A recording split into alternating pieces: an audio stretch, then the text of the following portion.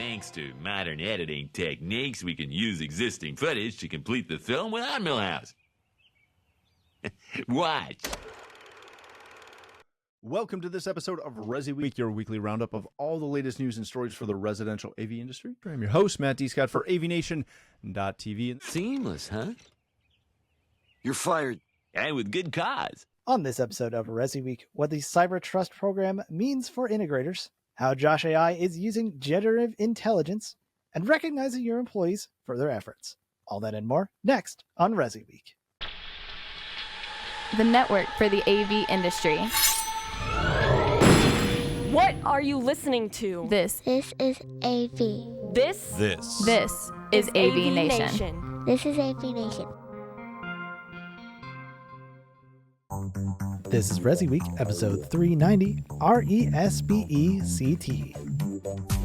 Welcome to ResiWeek, your weekly roundup of all the latest news and information on the residential side of the AV industry. I'm your host, Mitchell Tulin for AVNation.tv.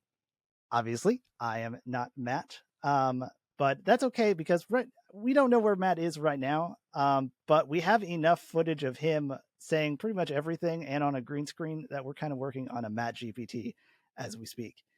In the meantime, I'm your Huckleberry, but thankfully for you, I have a whole host of guests that are much smarter than me and well ingrained into the AV industry, starting off with the CEO of Josh.ai, Alex Capecelatro. Welcome to the show. Thanks. It's great to be here. Thank you for joining us. And also we have the Chief Marketing Officer for CTI and also host of some AV WEC, my boss. So I can't actually probably not be that harsh. Tim Albright, thank you for joining us. You're welcome, Mitchell. Thank you, sir. This is going to be a fun one. I can already tell, especially since we're starting with our first story from CE Pro. The Biden administration is launching a new cybersecurity certification and labeling program for smart home devices. Maybe this is why we don't have Matt on today, because we wanted to try and do our level best, keep this on the tech side. This is designed to help end users choose smart devices less vulnerable to cyber attacks. The program seeks to raise the bar for cybersecurity across different parts of the smart home space. Consumers will be able to see a little shield logo on products that will meet those standards. Some of the companies that are already on board are Amazon, Google, Logitech, and Samsung. So on one side, we're being recognized. Nothing says being out there like federal recognition, but it does present a kind of a challenge for integrators and manufacturers, pretty much the entire level. So I'm going to start with you, Alex. As a manufacturer, what should you know about this program, and will it have any effect on other manufacturers on how they design products and solutions for the smart home? Yeah, it's a great question, and it's still early, so I am by no means an expert on the topic. That being said, from what I've seen, it's not a mandatory requirement. It's really an optional badge to put on products if you want. And if you want, you have to jump through the hoops and make sure you qualify. It's very similar to Energy Star for those in the US. It's an energy rating that products can put on their packaging.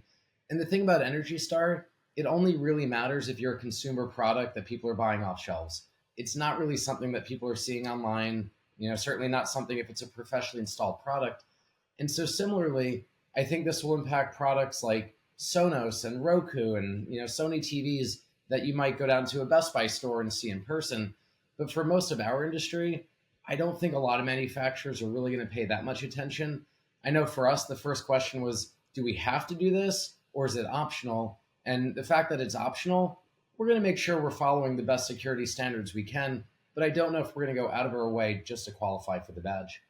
Tim, same kind of question. CTI is an integrator, but it's very commercial, and the commercial side is a lot more stringent on those kind of rules, especially we have a mutual friend, Dawn Mead, who works in redacted government sector. She definitely has to imagine this. But for an integrator in a residential home, this is not quite the same issue, but it's still something that is this something that will still come up when dealing with a customer, or if they are like an HOA, if they need to have a product that has the shield? So that's where I went with this, right? And I do not live in an HOA, and one of my favorite things to read online are the HOA horror stories. So I will say that going into this, I can see an HOA putting this into their bylaws, right? Where if you have a network, and we all do, right? Then you have to the products that you put into your home and on your network has to have this little shield, because that's something that they can regulate, right? That's something that they can say, oh, you're putting the rest of us at risk. Not really, but I can see where they would go with this. Where else I would go is this is also going to be potentially pulled by the customer, by the end user, the homeowners, where Alex is right that the government's not going to make you do this. Right now, this is voluntary, but it may come down, both on the residential side, from integrators, as well as just big box stores and online retailers, where anywhere a customer is getting their gear, this may, depending on how well the administration markets this may become a badge of honor, where, oh, do you have this little shield? Are you protected?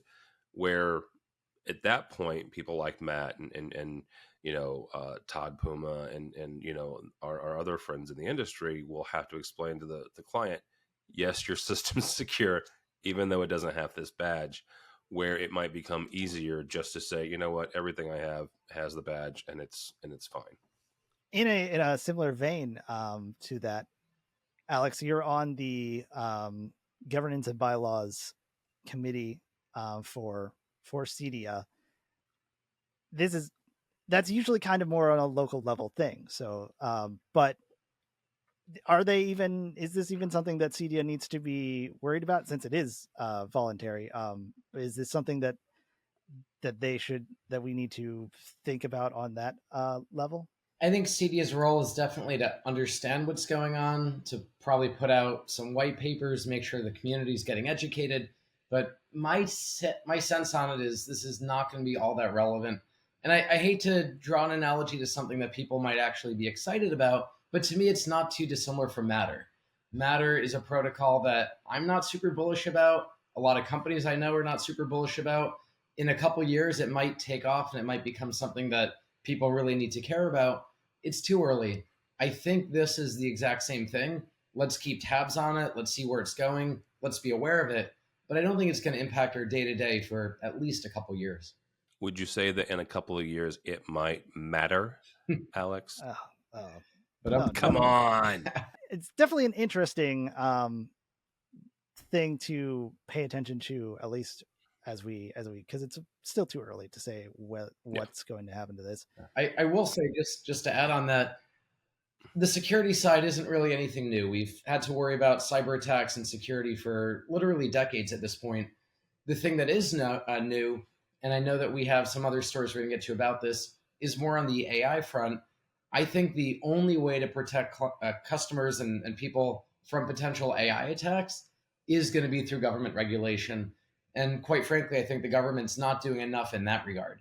I think there's a lot around AI that we need to be very worried about, very aware of. And this is the one case I usually don't want the government telling us what to do.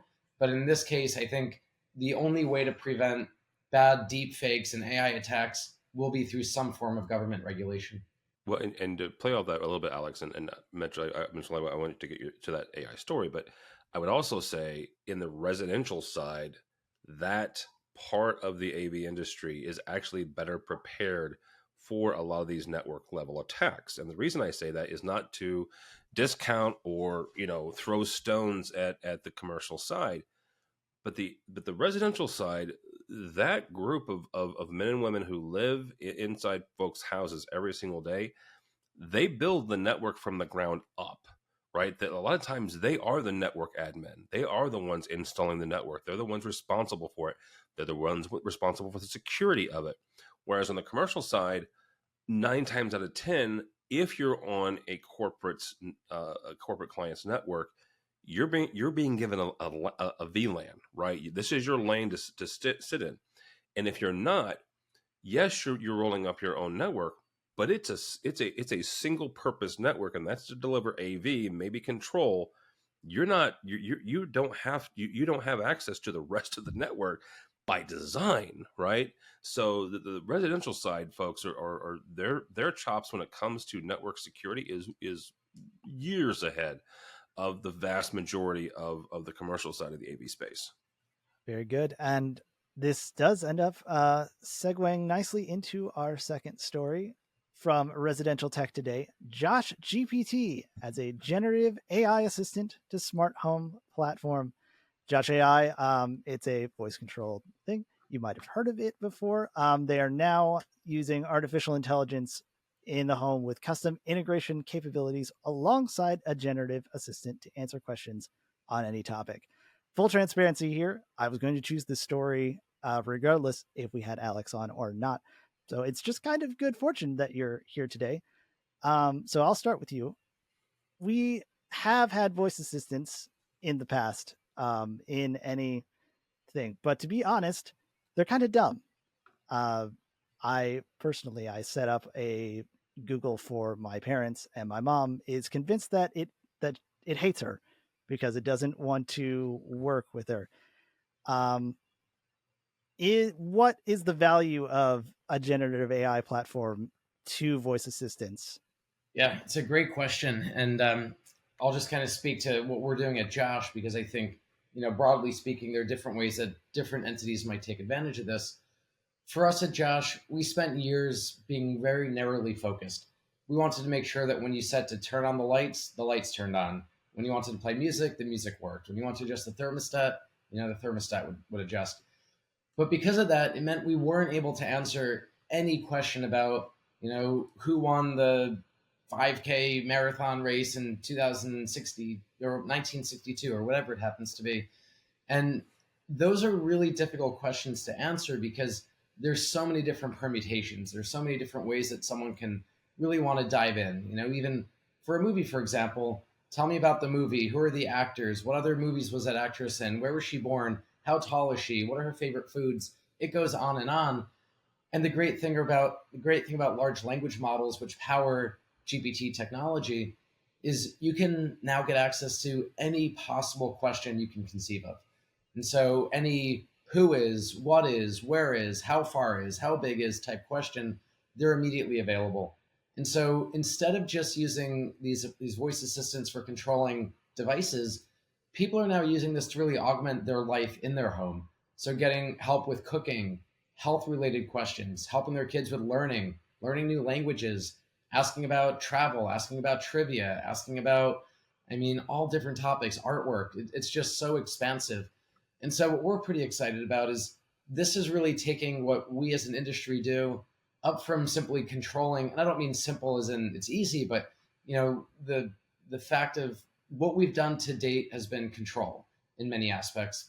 We're now making a true assistant where our homeowners are able to live in a way that they can get access to information that's immediately beneficial and immediately helpful. The other thing that's really interesting about generative AI, that word generative is basically the reality that the responses aren't canned. Every time you ask for a question, you don't get the same exact response. Well, you can start to tailor responses. So for example, instead of just tell me about quantum mechanics, you can say, tell me about quantum mechanics to a 6-year-old, explain it simply, or explain it to someone who might have a college degree, or explain it to, my mother who doesn't know anything about science. And so you can start to tailor it in very personal ways. And it's early days right now, but what this means is we're working towards a direction where, depending on who asked the question or where they asked that question, they might get a tailored response that's very custom. So instead of your mother who thinks Google dislikes her, she might start getting very custom responses where she feels like the system gets her. It speaks at her level. It speaks at, in the language that she understands. And that's really transformative. That's very good. Tim, AI is coming up everywhere. We've heard about it in the commercial side. We've talked about it on State of Control. Where does AI fit in the home? You can say that it belongs everywhere, but where does it where does it make a difference? Oh, that's a loaded question. The first thing I thought of when I read this story, and even more so now that that Alex is explaining it. There's an old SNL skit called Alexa Silver, and it is one of my favorite SNL skits of probably the last 20 years. And it's where the castmates are dressed up as old people, and they call Alexa everything under the sun, and they they say this or that and the other, and Alexa responds to them correctly.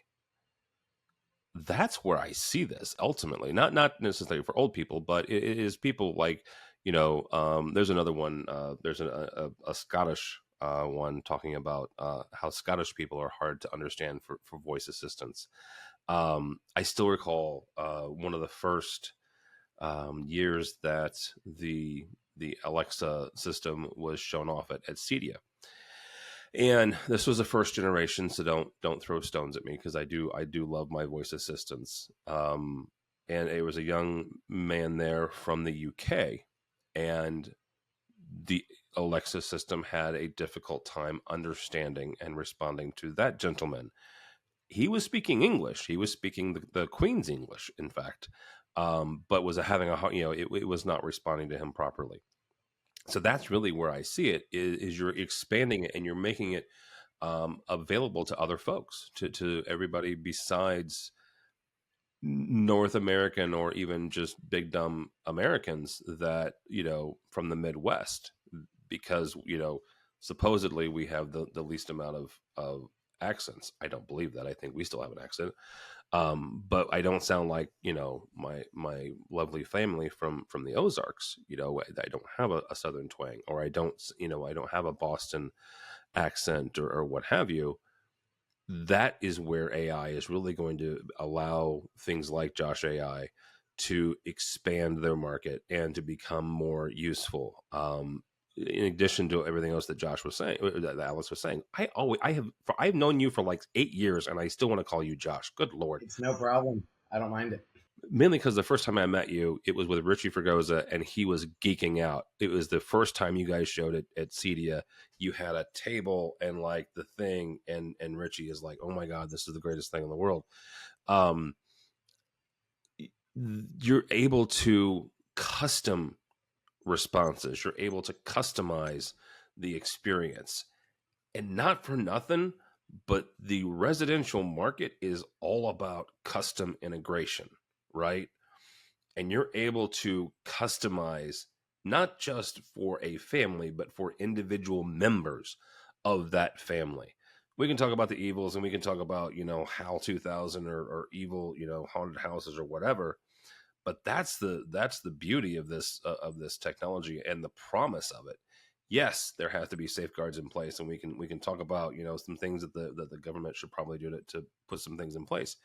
But there is a promise here that if we're not careful, some of those safeguards may constrain the possibilities that is available right now. Yeah, very good.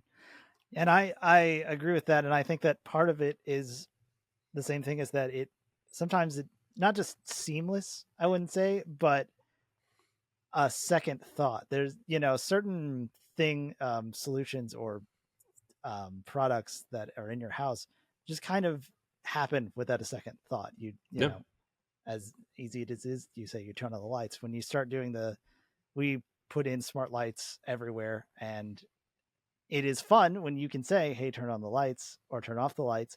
When it doesn't work, then it gets frustrating. I think part of AI might help that it will smooth out those interactions where it wants to know. We always talk about human-centric lighting and circadian rhythm. And I've actually tried to set up a similar situation on that on one of my rooms, of having it dim when it's like this time, and then it turns blue, and then it wakes up, and in the morning it's sunrise kind of thing. But with an AI, you can just do that. You can just say, hey, I live here. When the sun rises and sets. Yep. Let's just get that going. So I think there's a lot of potential. And speaking of potential, CEDIA Expo, which is barely 2 months away, and I'm hesitating even just to think about that. Has a CEDIA AI symposium offering the state of artificial intelligence during the show. Alex brought this up to us, and I will put a link to this in the show notes that you can jump in. But Alex, go ahead and explain what is this about for those who are going to see or interested in the AI conversation. Yeah, so I'm really excited about this. Tom Doherty came to CEDIA and said, there's a lot going on with AI. What can we do to help really, carry a conversation? And CEDIA, in conjunction with the buying groups, put together what they're calling the CEDIA AI Symposium. And this is going to be on September 6th. I think it's the day before Expo, right in Denver. And this symposium is going to feature various speakers talking about what they're doing with AI in the home, how it's relevant to our industry. I'll be giving the keynote to kick it off, but it is a smaller venue, so it's not going to be open to everyone. And so at the bottom of the article, if we click through, it shows if you're interested in attending, if you're interested in AI, in your business or in the space, just send an email to ai@cedia.org. And I think that's the way to basically put your name in to try to attend. I'd love to see as many people there as possible. It is going to be sold out, but definitely try to get there if you're interested. I think it's just good that we're having these conversations. And more than just the speakers, I'm excited to hear the questions that come up, the concerns that come up. What are the things that are keeping people up at night? Because I think we all know that, from the manufacturer side, we build stuff sometimes in a vacuum, but then when we see how people are actually using it or what they're looking for, it's pretty amazing the ideas that people come up with. Yeah, that's really great. And if you are going to Denver sometime in September, be on the lookout for one Tim Albright. He's there as an influencer. Yeah, that's going to be interesting. I'm definitely looking forward to that. Our final story is from Residential Systems. Once again, Henry Clifford, he knows how to write a story and at least hit a headline that makes me, the guy who gathers the story, say, oh, I want to check this out. Is recognition cultural rocket fuel? He has a little anecdote talking about recognition to improve your company's work culture. He has a conversation with one of his employees and the impact of being recognized for the work being done. It's an interesting field. Speaking personally, I am the kind of person that doesn't like being recognized. I usually like to sit in the background and look how well that's helped me now. But even so, I do see some of the important notes of this, of what Henry is trying to say. However, he also says that he likes to walk around the business and see what the people are doing to recognize it. That's kind of difficult in a situation, say, remote working, where you aren't able to see that. Tim, I'll start with you. How do you recognize talent that you can't see? I don't really know how to phrase it right. So I would like to take this opportunity to recognize you, Mitchell. Oh no, this is all getting cut. And to tell everybody how incredible of a job that you do. And I'm doing this for two reasons. Number one, you do really do an incredible job. Number two, to make you incredibly uncomfortable. And number three, to illustrate this point.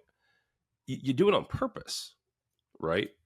And Alex has a bigger team than we do at CTI, but it is something where you have to be purposeful about highlighting people, and it can't always be after an all-nighter, throw the pizza and on the conference room table and everybody pulls together. It has to be in other areas as well, right? I try to illustrate people's strengths and highlight their strengths and highlight their contributions to the team and to the organization.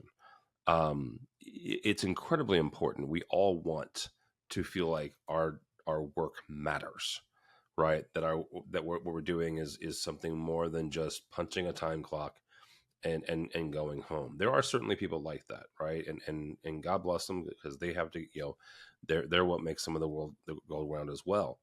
But in AV generically, there's a lot of creatives, and there's a lot of folks that pour their hearts and souls into this work, and they want to be recognized. They want to know that this matters. And to the question about the remote part, at CTI, we have the marketing department, which is what I head. We have, let's say, 12 people on our team, and I think that's accurate. I mean, I might be plus or minus one. Half of them are what I would consider remote from our corporate office in St. Louis. Mitchell is one of those, and so some of that that walking around is checking in with them again on purpose.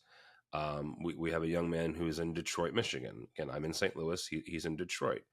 I have to make a point to connect with Julian and just see how he's doing. Right. We have folks that are in Arkansas, right, that are not in our corporate backyard. And so again, it's the same kind of answer. You have to do it on purpose. It can't just be, willy-nilly. It can't just be fly by the seat of your pants. You have to do it on purpose and look for those opportunities, not only to recognize, but also to kind of check in and virtually, quote unquote, walk around. Oh, very good. And I want to say I was not fishing for a response. I know you weren't, which is what made it so good. Alex, same kind of question in a similar vein. How do you do that on an organic level? Because you obviously you want to give people the credit that where credit's due, but sometimes it feels like you're just kind of handing out awards to say, "Here's the thing," and I'm not trying to be a participation trophy kind of thing, but how do you do that in a way that is meaningful for your company? I don't know if I do it the best, but I'll explain what I do and maybe it inspires someone.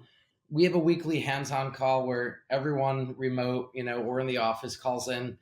And on that call, we give an update on what are the big things happening in the company, what do people need to know about. And I try to just mention, publicly in front of everyone, different folks that are going above and beyond or different things that are happening that they deserve recognition for. I will say it has bitten me before where people who don't get recognized, I've heard sort of, through other people that they'll sometimes feel like they were, ignored or left out. And there are cases where I didn't even know that person did the thing that they wanted to be recognized for. So I really try to put a little bit of the onus on my team to say, we have managers, you manage, people that are in your teams. You need to let me know when something's going on so that I can make a comment, or you need to make a mention as well, because I can't know everything that's happening amongst all the employees. But I will say, when you recognize people, it certainly is helpful when you do it in a public fashion, public amongst the company. I think it's more meaningful than when it's done in private. But you have to be very mindful that when you don't recognize someone, they're going to feel a little bit left out. All right. That will take us to the end here. Thank you guys so much for joining me. It's been an interesting one, to be sure. We miss you, Matt, because I don't have to be. No, we don't. Alex and I got this. No, we don't. But we have to say we miss him. Oh, we can't. I'm sorry. We recognize you, Matt, and we'll cut out that last part. It'll be fine. Thank you so much, Alex, for joining us. How can we find you or Josh.ai? Yeah, great to be here. Website's Josh.ai. My email's right there, and you can always reach out directly. All right. Thank you so much. Tim, how do we not find you on, I'm still going to call it Twitter, because normally you try to not, and I don't know if the Bears are even ready yet. Or I guess, how do we find, I don't know, CTI? That would probably be a good idea. There we go. Let's go to CTI.com. That's how you can find me. Don't follow me on X or the Twitters or anything else, but go by there and go by here. And the Bears are ready. Are you kidding me? I don't know anything about football. So, for me, I would also say don't follow me on Twitter. I barely post anyways. And the things that I'm writing are less about AV, more fantasy stuff, and longer, not enough to be put into a tweet or an X, whatever you want to call those things. Instead, I would say go to AVNation.tv. Check out all of our shows, stuff like A State of Control on the control system side, AV Week for the commercial side of the industry, our Women in AV podcast, and possibly, and by possibly I mean very possibly, a reboot of our series Architect. It's very intentional because it is technology and architecture, with one Brian Heideggerken. So look forward to that coming very soon. Also, while you're there, check out our underwriters. They're the people that get us to places like CDI Expo, and we're very thankful for what they do. Also, they pay us, so like I'm very happy for that. So all of that and more at AVNation.tv. That's AVNation.tv. Thank you so much. This is all the time we have for ResiWeek.